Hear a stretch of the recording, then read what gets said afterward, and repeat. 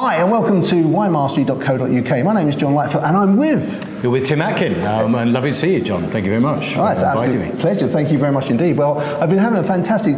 Tim's been doing a master wine course here in about Ribera wine, and I've taken the opportunity to talk to him, to talk to you about some tips about wine tasting and your journey and how to get to the wine that you will absolutely love. So, I'm here to help. Hey, just what we need, just what we need.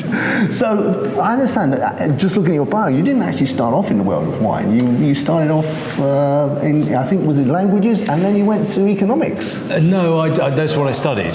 But my first job was in wine, really. I taught for a little bit in France in a university for a year, and then my first job was as a journalist in wine. So it was a coincidence. I wanted to be a journalist, and I just lucky enough to get a job on a wine magazine and be paid to taste wine, and I'm still doing it. So that's 34 years later. I'm still here. Yeah. Wow. Yeah. So did anything particular drive you to wine? Well, it was languages, really. I'd lived in France, and I knew Spain quite well, and but it was pure fluke that I just happened to get a job on a wine magazine. I applied to a magazine company, and they had a job going on a wine magazine. So, you know, it's one of those sliding door moments in your life when, you know, it could have been a dental magazine and I'd be a dentistry expert or I don't know, a car expert, but I'm not. I'm a wine expert instead, so thank you. No, but you're also a master of wine. Now, was that, I mean, I imagine that must be sort of like some task to get the master of wine, because there's only, is it 392 or something?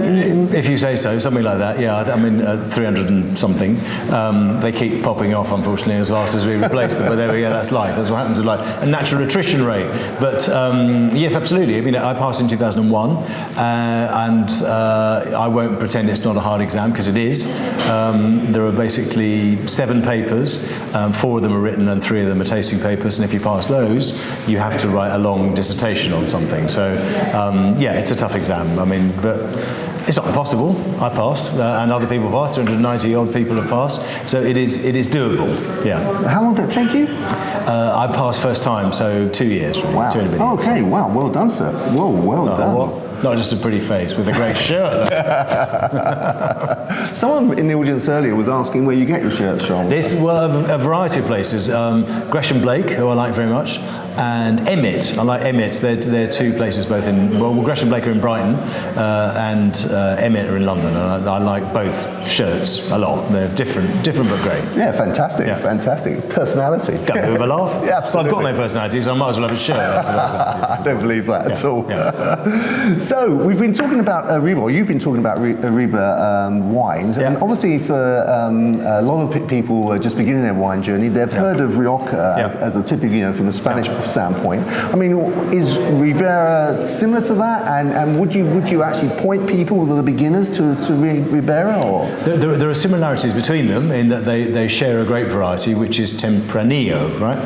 Tempranillo is probably the most famous red grape in Spain, and it's at the core of most Riojas, red Riojas obviously, because there is white Rioja, and at the core of absolutely all of the Riberas. I mean, so they have that one grape variety in common, if you like, but they're very different places in that Ribera is actually much higher in altitude. It's on the central Spanish plateau, and it's a more marginal area. That's to say that the grapes ripen a little bit later, it's colder, it's wilder, you get these variations in temperature during, you know, the course of a day, this diurnal variation. So it's quite a different place. The wines are more structured, they're more tannic, and they often take longer to come round. They're slightly wilder, you could say a little bit more demanding maybe than Rioja, but they're a really interesting counterpoint. You know, they're a contrast to the wines of Rioja.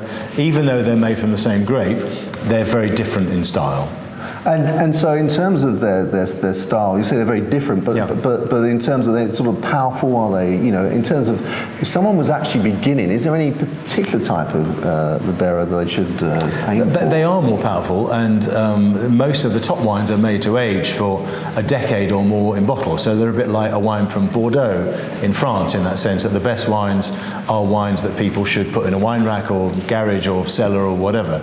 But there are more approachable forms. If you look at wines that are called joven or joven roble, and roble is the Spanish word for oak, and it means they're lightly wooded, or sometimes it just says roble, and these wines give you a sense of what Ribera is about. but they're also a bit cheaper, and they're not necessarily made to age. So they're wines that you could drink within the year, really. But I mean, if you keep them for 2 or 3 years, they're not going to get any worse, and they may get better. But I would, if you want to get an introduction to Ribera, go in at the lower level, where you don't have to spend as much money, and you don't have to wait 5 to 10 years for them to mature, because, you know, not everybody's prepared to do that. Most of us want a bottle of wine we can drink tonight or tomorrow night, right? So that's kind of your way in, that's your pathway in. And the same thing's true in Rioja. You'd be looking for something, you know, called sin crianza, which is without aging, or there's something that's called joven as well. So those wines are a way of understanding a little about the region and understanding what the grape variety, that's Tempranillo, tastes like. Okay, and I guess from the beginner's point of view, that because their taste buds won't be attuned to all the different tastes and they're learning that, I guess that, am I right, do you think, in saying that there isn't much point in spending a lot of money on a bottle of wine, because actually, you know, they're just not going to appreciate the complexities that are there? I don't know, I sometimes doubt that. I mean, I think we have this perception that, oh, I need to be an expert to understand if something's really good. But let's face it, you know, if you were to get in a car and you're driving around in, I don't know, a tiny little Fiat or something, and then somebody said, do you know what, we've got a Maserati next door, would you like to try the Maserati? You don't have to have driven a Maserati before to know that the Maserati is a better car than the Fiat, right? So I think that we all have better taste buds than we think we do, in the sense that we all use our taste bud every day, you know, and we use our sense of smell every day. If you pick up a carton of milk, what's the first thing you do? We probably smell it, and you think, is it off? So you're using your senses all the time to taste stuff, to eat, to drink. So don't be too worried about it. I mean, you know, the question about whether you want to afford it is a different question. You may not want to spend £40 on a bottle of wine, and do you know what? Completely understand. But occasionally, you know, and I think a way of doing this is maybe to buy a bottle of wine with a group of you, everybody put in £5, and then you've got a £40 bottle of wine for £5, and everybody gets a taste, and compare it with a wine that costs £5, and say, taste them blind, can I tell the difference? I think more often than not, you'll probably find that you will taste the difference. Even if you're an absolute beginner, a bit like the Fiat and the Maserati comparison, you'll see, hey, what, you know, just as the Maserati is a bit faster, it's a bit more comfortable, you've got the leather seats, you'll find something similar with the wine. You'll just think, do you know what, this is just a little bit more sophisticated. I can't promise it, but it's definitely worth a go.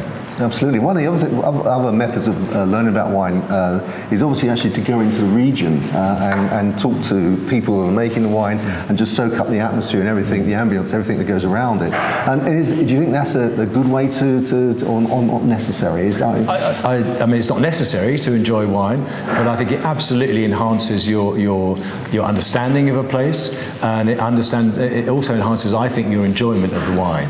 Particularly if you say you've met the person who made the wine. You know, you go to a small family winery, they show you around. You know, if you're in Spain, they give you a plate of chorizo or a little bit of cheese or something, and you say, hey, I remember those guys, they were great. You know, that was the guy who took us down into those old cellars, or that was the person who had those large wooden vats, or do you remember, you know, we went there right at the end of the day and they were really happy to see us and stuff like that. All of that enhances pleasure. I mean, wine is about two things predominantly. It's obviously about taste, but it's also about the people who make it, and it's about the place that it comes from.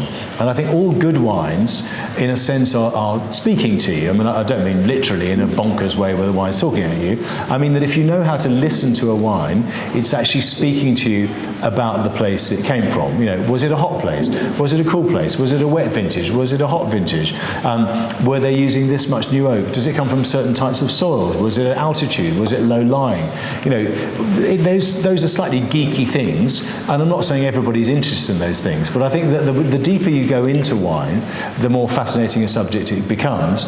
And the more you'll enjoy the wine. You don't have to know those things to enjoy a glass of wine, but I think if you do know about them, just a little bit about them, you know, even 5% extra knowledge will give you more than 5% extra enjoyment of the wine. Yeah, I totally agree. And I know you're about to catch a train, so I won't keep you too long. Just one question: what would you give as a top tip to someone that's actually just started on their wine tasting journey? Do you know, the most essential thing is to trust your own judgment.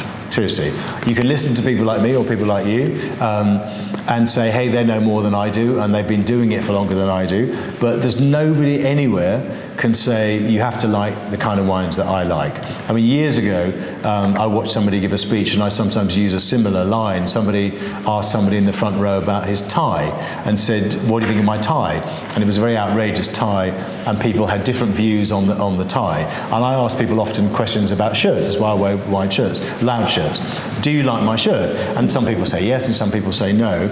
And it's a simple point. It's just like fashion, right? It's like taste in fashion. It's completely subjective, right? So be open to other people's opinions. Be open to learning. But in the end, the best wine is the wine that you like most, right? So allow your taste to develop. Don't box yourself into a corner where you always drink the same things. Try new things. You may not like them. You may love them. You may be somewhere in the middle. You may be indifferent. But trust your own judgment. Fantastic advice. Thank you very much. Pleasure. Well, thank you very much. Thank you very much for taking the time out. Thanks, guys. To come and see us. Over to the next Guide. We'll see you there. See you soon. Chin chin. Bye.